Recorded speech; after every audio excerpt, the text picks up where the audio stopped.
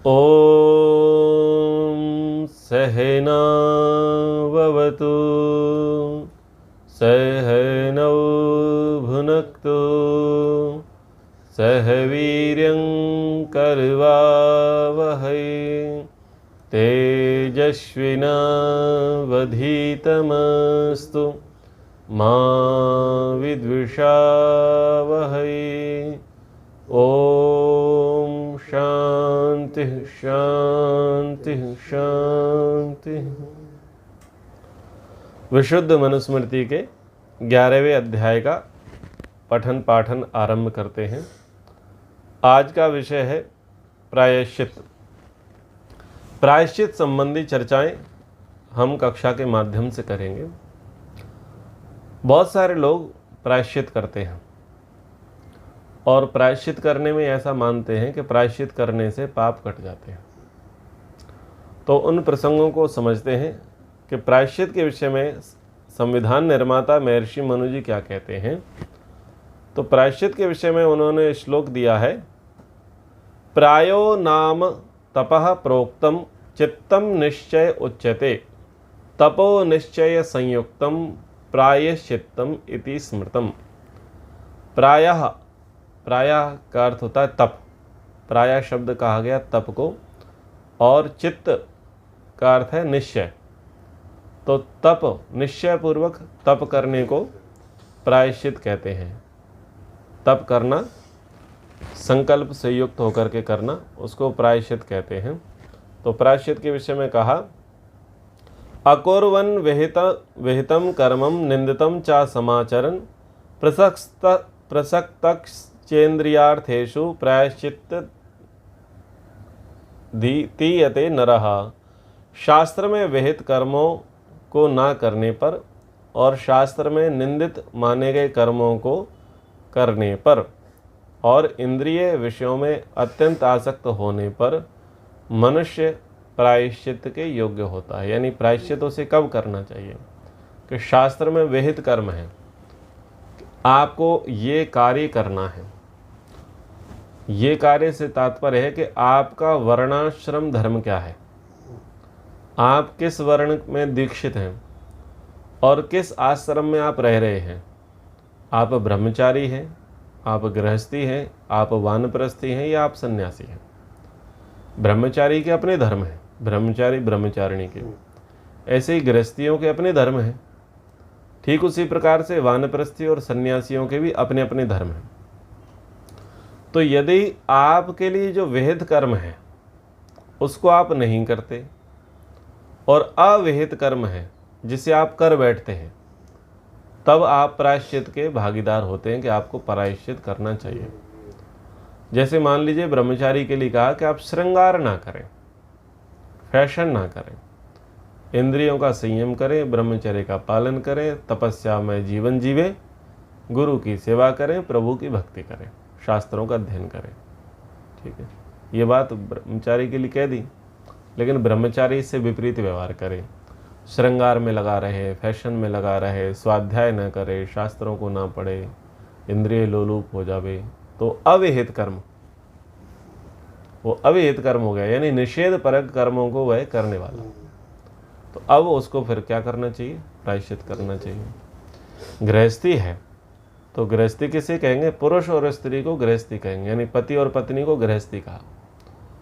तो फिर पत्नी के धर्म बताए हैं कि पत्नी कैसे व्यवहार वाली हो, कैसे लक्षण वाली हो, कैसे गुणों वाली हो, और जब वो गृहस्थ में जाती है तो उसके क्या क्या कर्तव्य पति के प्रति, स्वयं के प्रति, पुत्रादिकों के प्रति, और जो वरिष्ठ हैं, पितृजन हैं, यानी सास ससुर आदि हैं, अन्य अन्य लोग हैं, फिर अतिथियों के प्रति क्या कर्तव्य है, बच्चों के प्रति क्या कर्तव्य है, पड़ोसियों के प्रति क्या कर्तव्य है, पंचयज्ञ उसे करने हैं, पंचमहायज्ञ उसे करने हैं। तो वो शास्त्र वेद कर्म करने का आदेश है।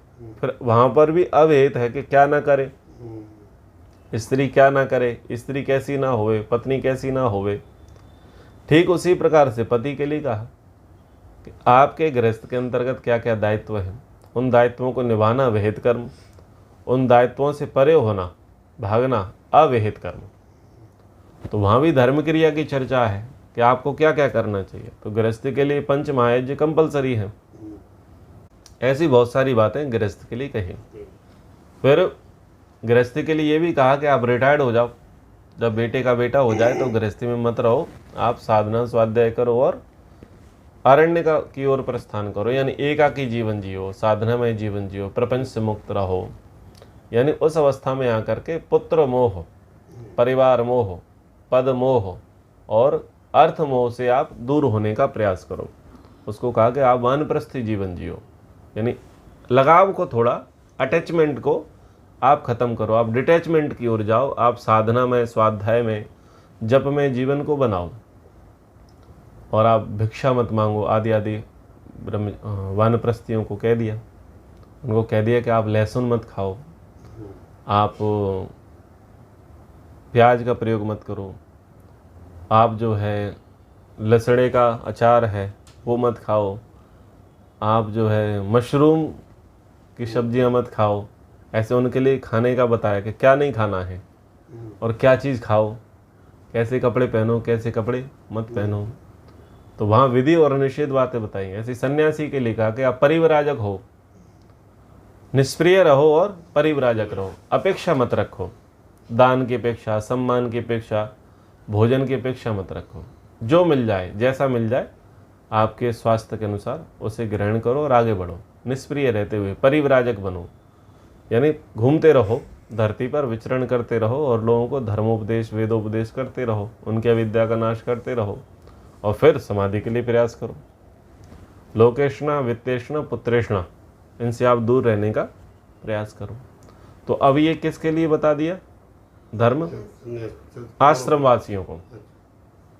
फिर ऐसे ही वर्ण वालों को बोला, शूद्र के कर्तव्य कह दिए कि शूद्रों का काम है कि वो मांसाहार ना करें, शराब ना करें, वेश्यागमन ना करें, वो ब्राह्मण, क्षत्रिय, वैश्य की सेवा करें और अपने आप की उन्नति के लिए प्रयासरत रहो, ईश्वर भक्त बने। वैश्य के लिए कह दिया कि धर्मपूर्वक अर्थ कमावे, ठीक है, 4 आने से कम ब्याज ना लेवे न देवे और ₹1.25 से ज़्यादा ब्याज न लेवे न देवे। अगर ब्याज भी देता है तो इस प्रकार से ब्याज लेन देन करे। पैसा कमा रहा है तो प्रयास करे कि पर्यावरण का नाश ना हो। व्यापार कर रहा है, खेती कर रहा है तो समाज का नाश ना हो। यानी मिश्रित कर्म वैश्य करता है, यानी थोड़ा सा पाप होगा, ज़्यादा पुण्य होगा, थोड़ी सी हिंसा होगी, ज़्यादा अहिंसा होगी, तो उस लेवल को वो क्रॉस ना कर जाए। ऐसा ना हो कि 50-50 हो जाए। आपके व्यवसाय से, आपके व्यापार से, आपके कृषि कार्य से आधा पुण्य होता है, आधा पाप होता है, तो ये आपको शोभा नहीं देता। ऐसा काम आपने नहीं करना है। और धन का जो है आपको धर्मार्थ व्यय करना है। राज्य की वृद्धि के लिए आपको धन देना है, समाज के कल्याण के लिए आपको धन देना है और धर्म के उत्थान के लिए आपको धन देना है। आपको खेती करनी है, आपको गौ सेवा करनी है, आपको व्यापार करने हैं, आपको देश देशांतर की भाषाओं को भी जानना है।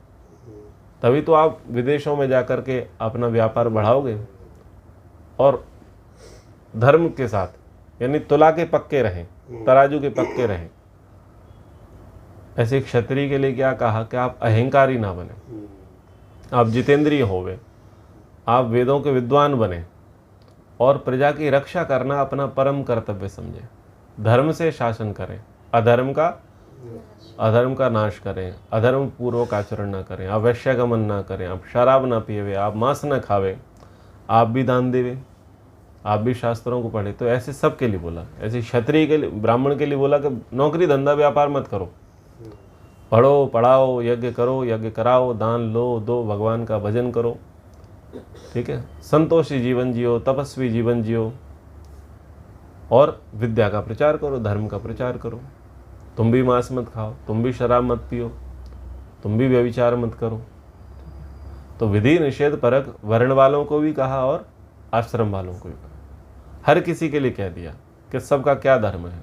तो शास्त्र में विहित कर्म है, उनको यदि व्यक्ति नहीं कर रहा, यानी उपरोक्त जो अभी हमने चर्चा की, तो विहित कर्म को नहीं कर रहा है और अविहित कर्म को कर रहा है, यानी जिनके लिए मना किया उनको करने लग गया और जिनके लिए कहा कि करो उनके लिए वो चुप रह गया, तो फिर ऐसे में वो व्यक्ति किसका अधिकारी हो जाता है कि उसको अब प्रायश्चित करना चाहिए। आगे कहा इंद्रिय विषयों में अत्यंत आसक्त होना। इंद्रियां हैं, इंद्रियों के अपने अपने विषय हैं। 5 इंद्रियां हैं, ज्ञानेंद्रियां हैं। 5 इंद्रियों के अपने अपने विषय हैं, रूप रस शब्द स्पर्श गंध। जब इंद्रियां विषयों की ओर आकृष्ट होंगी तो अति सामान्य रूप से काम का संचार होगा।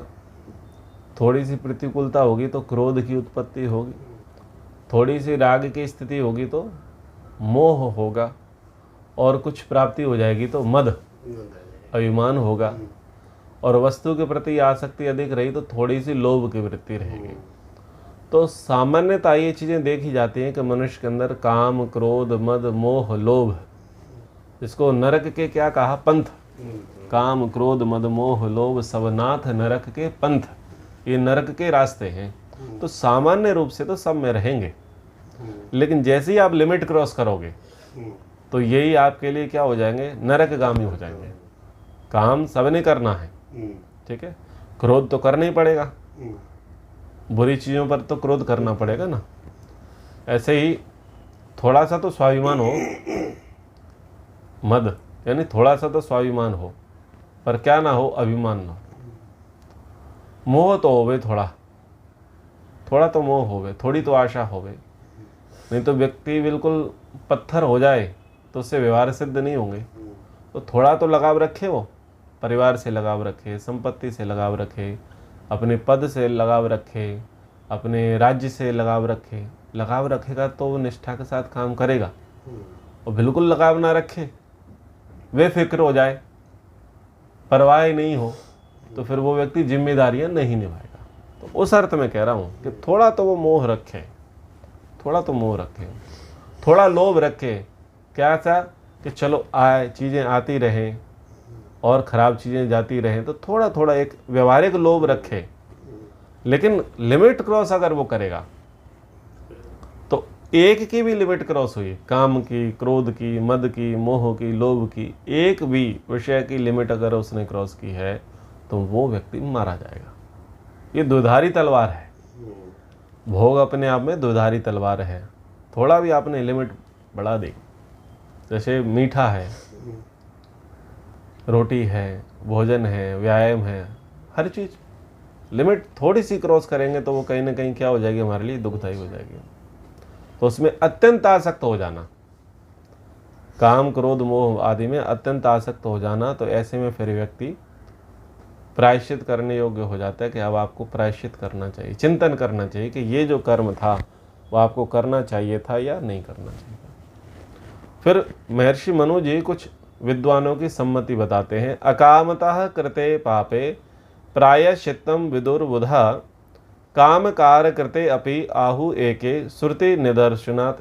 कुछ विद्वान अज्ञानवश किए गए पाप में प्रायश्चित करने को कहते हैं, और कुछ विद्वान वेदों में उल्लेख होने के कारण जानकर किए गए पाप में भी प्रायश्चित करने की बात कहते हैं। तो प्रायश्चित जाने और अनजाने किए कर्मों में होता है। कुछ तो कैसा होता है कि भाई अनजान थे, पता नहीं था कि हमको ऐसा नहीं करना था, तो व्यक्ति गिल्टी फील करता है, उसे दुख होता है, ओहो हमें ये काम नहीं करना था। और दूसरी स्थिति क्या है कि पता है फिर भी किया है। तो दोनों ही स्थिति में, यानी जान करके किया है गलत काम या अनजाने में किया है गलत काम, उसका प्रायश्चित तो आपको करना चाहिए। क्यों करना चाहिए? अगर प्रायश्चित करेंगे तो पाप भावना का विनाश होगा, और प्रायश्चित नहीं करोगे तो आपको ये समझ में नहीं आएगा फिर पाप क्या है। जिसको पाप और पुण्य की पड़ी है, धर्म और अधर्म की पड़ी है, जन्म मरण की पड़ी है, वही प्रायश्चित करेगा। और जिसको इससे कोई लेना देना नहीं है, जो पुनर्जन्म में नहीं विश्वास करता, कर्म फल व्यवस्था में विश्वास नहीं करता, दंडों को जो नहीं देखता, वो प्रायश्चित करेगा? नहीं करेगा। वो सुधारवादी कभी नहीं हो सकता। तो यदि आपकी मानसिकता सुधारवादी है तब ही आप प्रायश्चित करेंगे, और यदि मानसिकता स्वयंभू परक है, स्वच्छंद स्वेच्छाचारी है, तो व्यक्ति कभी भी प्रायश्चित नहीं करेगा। अकामतः कृतं पापं वेदाभ्यासेन शुध्यति, कामस्तत्तु कृतम मोहात प्रायश्चित्ते पृथक विविधे। अनिच्छा पूर्वक किया गया पाप वेदाभ्यास तदनुसार बार बार चिंतन मनन आचरण से शुद्ध होता है। पाप की भावना नष्ट होकर आत्मा पवित्र होती पाप की भावना नष्ट होकर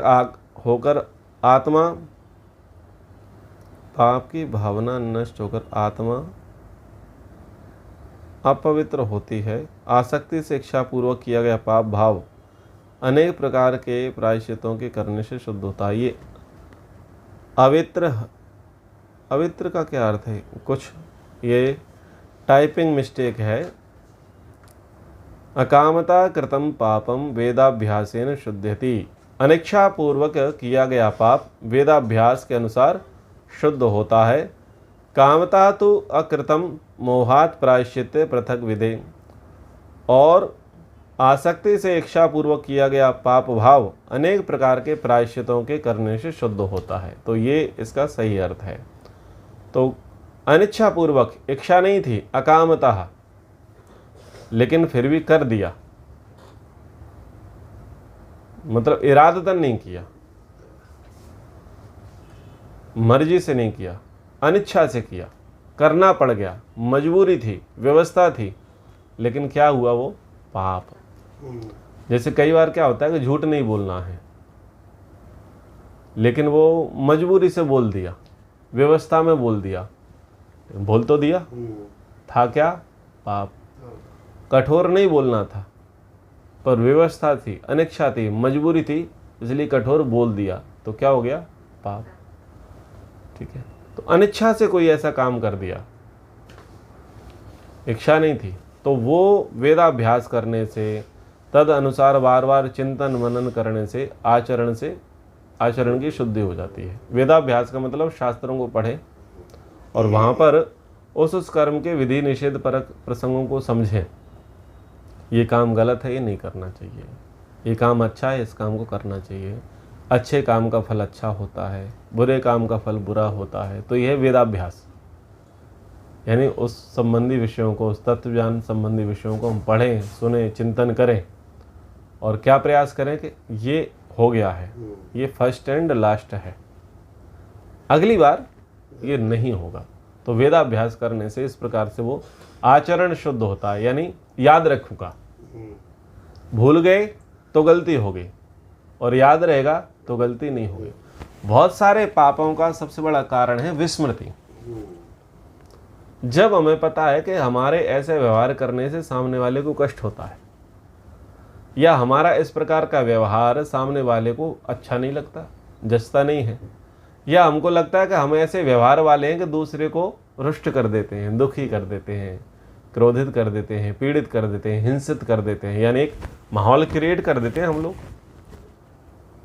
बाद में क्या आता है समझ में कि मुझे ऐसा व्यवहार नहीं करना चाहिए, ऐसा रिएक्ट नहीं करना चाहिए। तो ये बाद में पता चला, लेकिन ये सब क्यों हुआ? भूलने के कारण। कई बार हमें पता होता है हमारी गलतियां, और हम सामने वाले को बोल भी देते हैं कि आगे से हम ये गलती नहीं करेंगे, ऐसा कह करके हम उसे आश्वासन दे देते हैं, और वो भी मान लेता है कि अगली बार ये ऐसी गलती नहीं करेगा। लेकिन कालांतर में प्रमादवशात कोई ऐसी स्थिति निर्मित होती है और हम वही गलती दोहरा देते हैं जो गलती उसको अप्रिय लगती है। तो अप्रिय लगती है तो फिर वो हिंसित व्यवहार, वायलेंट हो जाता है। व्यक्ति वायलेंट होता है ना, बोले तुमको 50 बार बोल रखा है ऐसा नहीं करने का, कितनी बार समझा है, तुम्हारे मगज में बात बैठती नहीं है, क्रोध हो जाता है। तो उसको ऐसा वायलेंट करने, उसको ऐसा हाइपर करने का कारण कौन बने? हम। तो हम बार बार चिंतन करें, मनन करें कि भाई ये ऐसे कार्य नहीं होने चाहिए, ऐसे व्यवहार नहीं होने चाहिए जो अप्रिय लगते हैं। ठीक है। तो हम भी प्रयास करें कि हमारा व्यवहार दूसरे को अप्रिय ना लगे, और दूसरे को भी प्रयास करना चाहिए कि उसका व्यवहार हमको अप्रिय ना लगे। यो आत्मना प्रतिकूलानि परेशान न समाचरित। नियम क्या है कि जो व्यवहार आपको अपने लिए ठीक नहीं लगता वो दूसरे के साथ मत करो। अगर आप चाहते हैं कि दूसरा आपसे अच्छा व्यवहार करे तो आप उसके साथ अच्छा व्यवहार करो।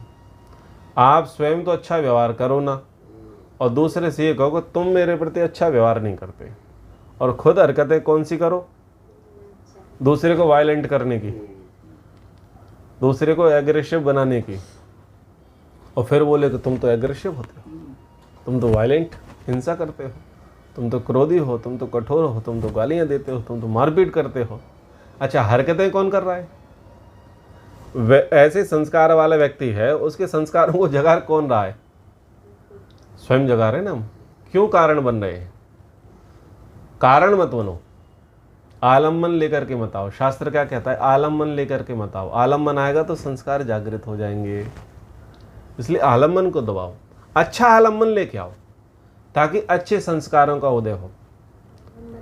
आलम्बन का मतलब है माहौल, व्यवहार।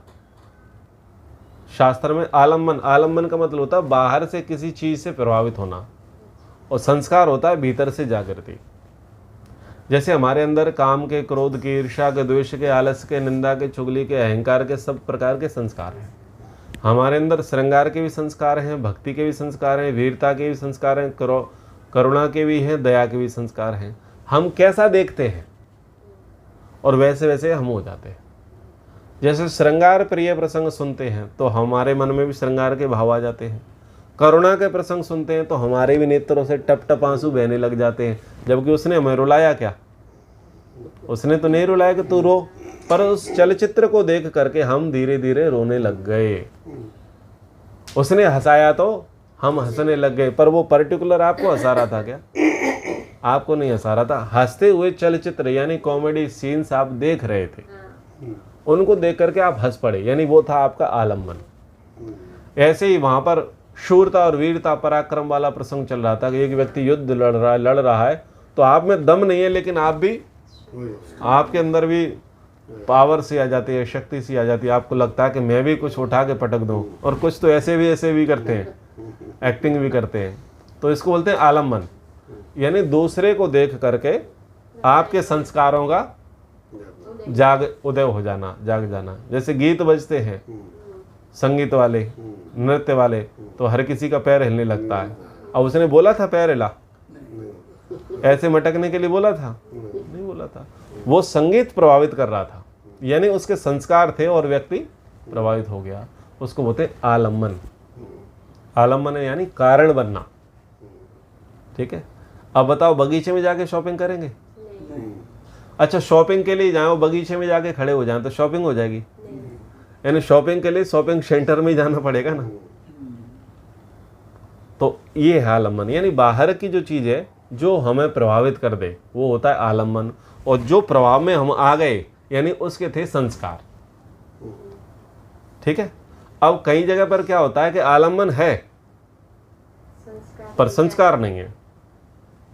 जैसे हम शराब के ठेके से निकल करके जाएं तो हमको स्मेल आएगी, बेकार लगेगा, यानी उसके संस्कार।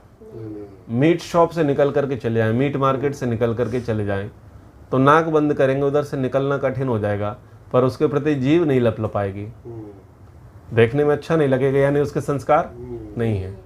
यानी कई बार आलम्बन है लेकिन उसके संस्कार नहीं है, जागृत नहीं होते, तो उसका कोई प्रभाव पड़ता नहीं है। तो वो तो व्यक्ति के खुद के ऊपर है कि वो कितना तपस्वी है, कितना त्यागी है, कैसी स्थिति है, वो कितना रिएक्ट करेगा, कितना रिएक्ट नहीं करेगा। लेकिन प्राथमिक अवस्था में क्या होता है, बाहरी चीज़ें तो प्रभावित करती हैं। इसलिए जब ब्रह्मचर्य आश्रम में प्रवेश करते हैं तो ब्रह्मचारियों को क्या कहते हैं कि केस मुंडवा लो, बाल कटवा लो, क्योंकि सबसे ज़्यादा आसक्ति किस में है? केश में होती है, बालों में होती है, हेयर स्टाइल। फिर क्या कहते हैं कि आप केवल श्वेत वस्त्र धारण करेंगे, और वो भी बिना सिले, इसलिए फैशन का ही काम खत्म। फिर कह दिया आप छाता नहीं प्रयोग करोगे, आप सुरमा नहीं लगाओगे, आप इत्र सेंट नहीं लगाओगे, आप काजल नहीं लगाओगे, और आप अच्छे से जूते चप्पल नहीं पहनोगे, आप साधारण वेशभूषा में रहोगे। क्यों? क्योंकि अभी बच्चा जन्मा ही है, 7-8 वर्ष का ही है, उसके संस्कार कभी भी जागृत हो सकते हैं। इसलिए उसे ऐसे वातावरण में रखो ताकि उसके संस्कार जागृत ना हो। ऐसा आलम्बन, यानी आलम्बन उसके लिए बढ़िया रखा जाता है ताकि संस्कार जो हैं जन्म जन्मांतर के वो उठे नहीं, वो जागृत नहीं होंगे। तो ये होता है आलम्बन और संस्कार। समझ में आ गया? तो आलम्बन और संस्कार यानी उस प्रकार का हम करें कि लोभ की वृत्ति हमारी ना बढ़े, आसक्ति की स्थिति हमारी ना होए। हम अनिच्छापूर्वक कर्मों को अगर कर बैठे हैं तो उसका हम प्रायश्चित करें। अगर प्रायश्चित नहीं करेंगे तो कभी भी इच्छाएं जो है हमारी ठीक नहीं। व्यक्ति बार बार कहेगा मुझे क्षमा कर दो और मैं इसके लिए दुखी हूं, मैं ये व्यवहार आगे से नहीं करूंगा या नहीं करूंगी, कई बार कहेगा। आपको लगेगा कि मान लेगा, कर लेगा, लेकिन बाद में भी वो व्यक्ति वही व्यवहार करता है। इसका मतलब क्या है? प्रायश्चित नहीं किया। प्रमादवश गिलहरी मार दी, प्रमादवश गिरगिट मार दिया, पत्थर लिया, चिड़िया का घोंसला तोड़ दिया, प्रमादवश। निकल के जा रहे थे पार्क में, बढ़िया बढ़िया फूल लग रहे थे, बिना माली के पूछे या बिना माले के पूछे हमने फूल तोड़ना शुरू कर दिया, क्योंकि आदत थी। नदी के किनारे, तालाब के किनारे बैठे और पत्थर उठाया और उस पर फेंकना शुरू कर दिया। रास्ते में जा रहे थे, स्ट्रीट लाइट देखी, चलो इस पर निशाना लगाते हैं, और स्ट्रीट लाइट फोड़ दी। अब ये क्या अभ्यास बन गया है। पकड़े जाते हैं, पिटते हैं तो लगता है कि भाई नहीं करना चाहिए, लेकिन कुछ समय बाद फिर वही हरकतें करते हैं। इसका मतलब ये है कि अगर प्रायश्चित नहीं करोगे कभी भी तो पाप की वृत्ति ठीक नहीं होगी। प्रायश्चित का मतलब यही है कि आप अपने आप पर अंकुश लगा देंगे। आप जो अपराध करते हैं, आप जो गलतियां करते हैं, आपसे जो भूलें होती हैं, आप जो पाप कर्म कर बैठते हैं, यदि आप वास्तव में चाहते हैं कि इन पर रोक लग जाए तो वो रोक एक ही प्रकार से लगती है, वो है प्रायश्चित। यानी आप संकल्प लेवे कि अगले से मैं ऐसा नहीं करूंगा। पर इतने मात्र से प्रायश्चित नहीं होता। संकल्प लेना, दंड लेना, दंड लेना पड़ता है और परमात्मा से प्रार्थना करनी पड़ती है, गायत्री का जप करना पड़ता है कि हे भगवान इस वृत्ति को मेरी नष्ट करो। क्योंकि अकेले व्यक्ति का सामर्थ्य नहीं है कि वो अपने पापों पर, बुरे संस्कारों पर, बुरी वृत्तियों पर अंकुश लगा सके। इसलिए वहाँ पर वो ईश्वर से सहायता की याचना करे। इसलिए वहाँ पर ये कहा कि वह गायत्री जपे, ओम का जप करे, वेद मंत्रों का पाठ करे, हवन करे, स्वाध्याय करे। उससे क्या होगा? उसे सहायता मिलेगी, ईश्वरीय सहायता मिलेगी, ईश्वरीय प्रेरणा मिलेगी, तो वो जल्दी से जल्दी अपने पापों पर काम कर लेगा। तो ऐसा प्रायश्चित का नियम है। अब लोग प्रायश्चित के विषय में क्या मानते हैं कि कुछ पाप हो गए हैं, जैसे गौ हत्या हो गई है, कि ब्रह्म हत्या हो गई है, यानी किसी ब्राह्मण को मार दिया, या गर्भस्थ शिशु को मार दिया है, ठीक है, या अन्य अन्य चीज़ें हो गई हैं, मार दिया है, पेड़ नहीं काटना था, किसी को पैर नहीं मारना था, कोई पवित्र था, पवित्र को पैर नहीं मारना था, किसी की इंसल्ट नहीं करनी थी, धन नहीं लेना था, या धन नहीं देना था, या भोजन नहीं करना था किसी का, या किसी को भोजन नहीं कराना था। क्यों? कहीं ना कहीं वो किस दायरे में था? अधर्म के दायरे में था, वो कर बैठे। तो आप कैसे रुकोगे? वो प्रायश्चित से ही रुकोगे। आपको उसके लिए, अब लोग ऐसा मानते हैं कि ऐसा कर बैठे हैं तो हम प्रायश्चित कर लेते हैं। तो प्रायश्चित में क्या करेंगे? बोले गंगा स्नान कर लो। प्रायश्चित में क्या करेंगे? बोले ब्राह्मण भोजन करा दो। प्रायश्चित में क्या करेंगे? बोले गौदान कर दो। और प्रायश्चित में क्या करेंगे? बोले भागवत करा दो, पूजा पाठ करा दो। तो ऐसे व्रत अनुष्ठान करने से क्या होगा? हमारे पाप कट जाएंगे। प्रायश्चित का मतलब क्या मान लेते हैं कि पाप कट गए, यानी अब तक जो काला पीला किया वो सब साफ हो गया। जबकि शास्त्र ये कहते हैं अवश्यमेव भोक्तव्यम कृत कर्म शुभाशुभम। अगर शुभ कर्म किया है तो शुभ फल मिलेगा, और अशुभ कर्म किया है तो अशुभ फल मिलेगा। वो कर्म बिना फल दिए नष्ट नहीं होगा। ये बिल्कुल ऐसे ही है लौकिक भाषा में कि जैसे टेक्स्ट मैसेज करते हैं ना, तो व्यक्ति का फ़ोन बंद है तो यानी वो अभी दरवाजे पर है, और फ़ोन चालू होगा तो अंदर आएगा, मैसेज अंदर आएगा ना। हाँ, मतलब वो बिना अंदर आए वो रुकने वाला नहीं है। ऐसे ही कर्म जो है वो हमेशा परछाई की तरह पीछे लगा है, हमेशा कर्म परछाई की तरह रहता है। और वो भुगाने के मूड में बैठा ही है, तैयार बैठा है। तुम कितनी देर तक होल्ड कर सकते हो वो तुम्हारे पर डिपेंड करता है। बाकी वो तो उसका जो वेग है, उसका जो प्रभाव है, वो बिना फल दिए नष्ट नहीं होगा। तो वो परछाई उस कर्म की अगर शुभ है तो वो शुभ फल दे करके ही शांत होगा, और वो परछाई अगर अशुभ है तो अशुभ फल दे करके ही वह शांत होगी, अन्यथा नहीं। यानी कर्म को मेटा नहीं जा सकता, कर्म को डाइवर्ट नहीं किया जा सकता, कर्म को नष्ट नहीं किया जा सकता। पर पौराणिक जगत में मान्यता यही है कि हम पूजा पाठ कर लेते हैं, दान दक्षिणा दे देते हैं, ब्राह्मण आदि भोजन करा देते हैं, गंगा जी स्नान कर लेते हैं, गौदान कर लेते हैं, और कुछ अलग अलग पाठ कर लेते हैं, गीता जी का पाठ कर लेते हैं, सतचंडी यज्ञ कर लेते हैं, दुर्गा सप्तशती का पाठ कर लेते हैं, नंगे पैर जो है यात्रा कर लेते हैं, हाँ दंडौती परिक्रमा कर लेते हैं, लेट लेट करके परिक्रमा कर लेते हैं। तो थोड़ा सा शरीर को कष्ट देंगे तो क्या होगा, पाप माप। प्रायश्चित का मतलब पाप माप, पर शास्त्र में कहा कि प्रायश्चित का अर्थ पाप माप नहीं। प्रायश्चित का मतलब पहले पाप भावना खत्म करो। जब तक तुम्हारे भीतर से पाप की भावना नष्ट नहीं होती तब तक तुम शुद्ध नहीं हुए। इसलिए वहाँ पर कहा कि वेदाध्ययन करो, स्वाध्याय करो, अग्निहोत्र करो, जप करो, ध्यान करो, ये तो तुम्हें करने हैं। इसके साथ साथ दंड लो और कान पकड़ो, आगे से नहीं करेंगे। जब तक तुमको लगता है कि मैं पक्का नहीं हुआ तब तक तुम्हारा व्रत पूरा नहीं हुआ। यानी ऐसा नहीं है कि आपने एकादशी को कर लिया, पूर्णिमा को कर लिया, या किसी दिन विशेष कर लिया, एक दिन आपने प्रायश्चित रूपी व्रत, तो बस आपका काम खत्म। शास्त्र का ऐसा विधान नहीं है। प्रायश्चित आपका जब तक चलेगा तब तक आप हृदय से उस पाप की भावना को खत्म न कर देते, वो तब तक चलेगा। वो महीनों भी चल सकता है, वर्षों भी चल सकता है, जीवन पर्यंत भी चल सकता है। वो प्रायश्चित देखना पड़ेगा कि हमारा संस्कार कैसा है, हमारा पाप कैसा है। तो कई लोग प्रायश्चित कैसा करते हैं, जीवन पर्यंत प्रायश्चित करते हैं, बोले ये करना ही मेरा प्रायश्चित है, किसी की सहायता करना ही मेरा प्रायश्चित है, किसी की सेवा करना ही मेरा प्रायश्चित है। तो कई लोग प्रायश्चित करते हैं, वो मानते हैं कि हाँ हमसे अपराध हुआ है तो हम इसका प्रायश्चित जीवन पर्यंत करेंगे, उसके लिए गिल्टी फील करते हैं।